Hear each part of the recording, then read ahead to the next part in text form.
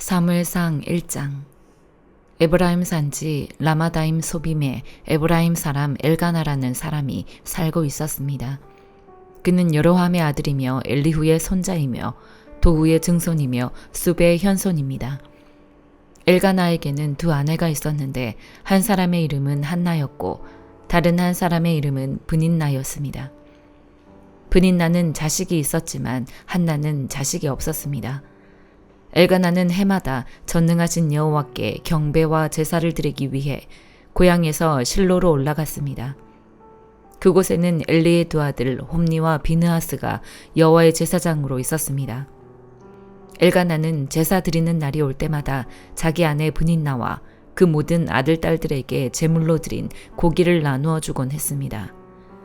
그러나 한나에게는 2배를 주었는데 그것은 그가 한나를 사랑했기 때문입니다. 그러나 여호와께서는 한나에게 자녀를 주지 않으셨습니다. 여호와께서 한나에게 자녀를 주시지 않았으므로 브닌나는 계속해서 한나를 괴롭히고 업신여겼습니다. 이런 일이 해마다 계속됐습니다. 한나가 여호와의 집에 올라갈 때마다 브닌나가 한나를 괴롭혔기 때문에 한나는 울면서 아무것도 먹지 못했습니다. 그런 한나에게 남편 엘가나는 한나, 왜 그렇게 울고 있소? 왜 먹지 않고 있소? 왜 그렇게 슬퍼하고만 있소? 내가 당신에게 10아들보다 낫지 않소? 하고 말했습니다. 그들이 실로에서 먹고 마시고 난 뒤 한나가 자리에서 일어났습니다. 그때 엘리 제사장이 여호와의 성전 문 옆에 있는 의자에 앉아 있었습니다. 한나는 마음이 너무나 괴로워 울고 또 울면서 여호와께 기도했습니다. 그리고 맹세하면서 말했습니다. 전능하신 여호와여, 만약 주께서 주의 종의 비참함을 굽어보시어 저를 기억하시고 주의 종을 잊지 않고 제게 아들을 주신다면 제가 그 평생을 여호와께 바치고 결코 그 머리에 칼을 대지 않겠습니다. 한나가 여호와께 계속 기도드리는 동안 엘리는 한나의 입을 지켜보고 있었습니다. 한나가 마음속으로 기도하고 있어서 입술은 움직였지만 소리가 들리지 않았습니다. 엘리는 한나가 술에 취했다고 생각하고 얼마나 더 취해야겠소. 어서 술을 끊으시오라고 말했습니다. 한나가 대답했습니다. 네 주여, 그런 게 아닙니다. 저는 슬픔이 가득한 여자입니다. 저는 포도주나 독한 술을 마신 것이 아니라 여호와께 제 심정을 쏟아낸 것입니다. 당신의 여종을 나쁜 여자로 여기지 마십시오. 저는 너무 괴롭고 슬퍼 여기서 기도하고 있었을 뿐입니다. 그러자 엘리가 말했습니다. 평안히 가시오. 이스라엘의 하나님께서 당신이 구한 것을 허락하실 것이오. 한나가 말했습니다. 당신의 여종이 당신께 은총받기를 바랍니다. 그러고 나서 한나는 가서 음식을 먹고 그 이후로 얼굴에 근심을 띠지 않았습니다. 다음 날 아침 그들은 일찍 일어나 여호와 앞에 경배하고 라마의 집으로 돌아갔습니다. 엘가나는 자기 아내 한나와 잠자리를 같이 했고 여호와께서는 한나를 기억하셨습니다. 한나는 임신을 했고 때가 되자 그녀는 아들을 낳았습니다. 한나는 여호와께 구해 얻은 아들이라 해서 그 아이의 이름을 사무엘이라고 지었습니다. 엘가나가 온 가족을 데리고 매년제와 서원제를 드리러 올라갈 때 한나는 가지 않고 남편에게 이렇게 말했습니다. 아이가 젖을 때면 제가 데려가 아이를 여호와께 바치고 일생 동안 그곳에서 살게 하려고 합니다. 남편 엘가나가 대답했습니다. 당신 생각에 그것이 최선이라면 그렇게 하시오. 그럼 당신은 아이가 젖을 뗄 때까지 여기 있으시오. 그저 여호와께서 당신의 말대로 이루시기를 바라오. 그리하여 한나는 자기 아들이 젖을 뗄 때까지 집에서 아이를 길렀습니다. 아들이 젖을 떼자 한나는 아이를 데리고 수소 3마리와 밀가루 1에바와 포도주 1부대를 갖고 실로에 있는 여호와의 집으로 갔습니다. 아이는 어렸습니다.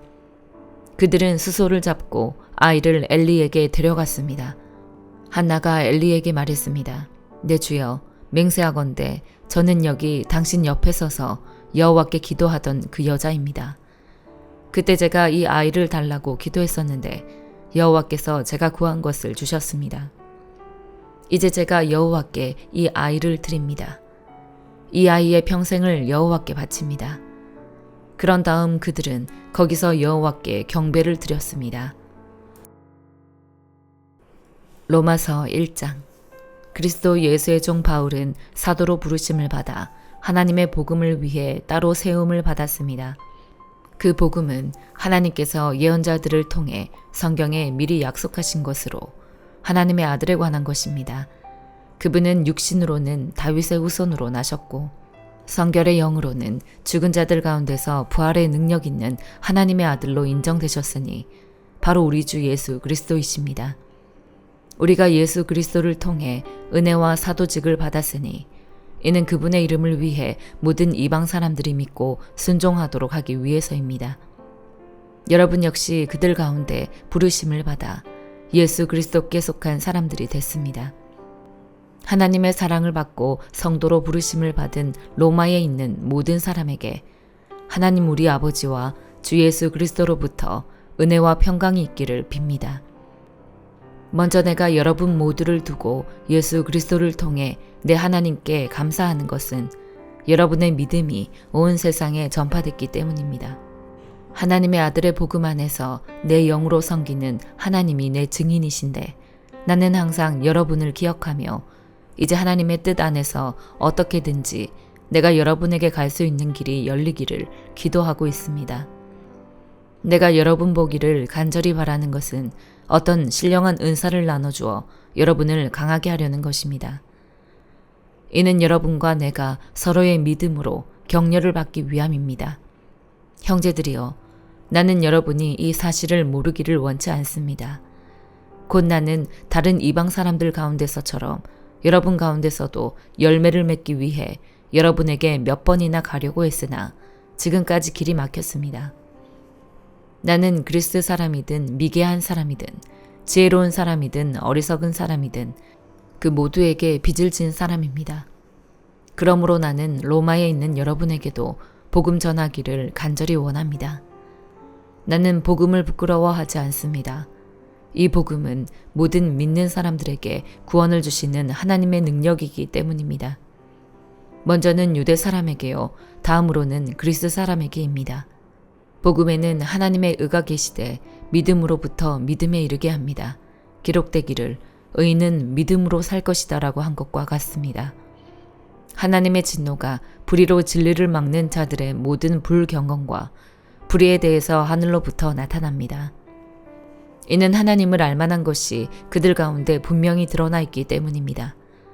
하나님께서 그들에게 그것을 명백히 보여주셨습니다. 세상이 창조된 이후로 하나님의 보이지 않는 것들, 곧 그분의 영원하신 능력과 신성이 그분이 만드신 만물을 통해 명백히 보여 알게 됐으므로 그들은 변명할 수 없습니다. 그들은 하나님을 알면서도 하나님을 영화롭게 하지도 않고 감사하지도 않았습니다. 오히려 그들의 생각이 허망해졌고 그들의 어리석은 마음은 어두워졌습니다. 그들은 스스로 지혜롭다고 하지만 미련하게 돼 썩지 않는 하나님의 영광을 썩어질 사람이나 새나 짐승이나 기어다니는 동물의 우상으로 바꾸었습니다. 그러므로 하나님께서는 그들이 마음의 정욕대로 살도록 더러움에 내버려 두시니 그들은 서로의 몸을 욕되게 했습니다. 그들은 하나님의 진리를 거짓과 바꾸고 창조주 대신 피조물을 경배하고 섬겼습니다. 하나님께서는 영원히 찬양받으실 분이십니다. 아멘. 하나님께서는 이 때문에 그들을 수치스러운 정욕에 내버려 두셨습니다. 여자들은 남자와의 정상적인 관계를 비정상적인 관계로 바꾸고 남자들도 마찬가지로 여자와의 정상적인 관계를 버리고 서로 정욕으로 불타올랐습니다. 그들은 같은 남자끼리 부끄러운 일을 행했고 이런 타락한 행위로 인해 그들 자신이 마땅한 징벌을 받았습니다. 더구나 그들이 하나님을 아는 지식을 하찮게 여김으로 하나님께서는 그들을 타락한 마음대로 내버려 두셔서 합당치 못한 일을 하게 하셨습니다.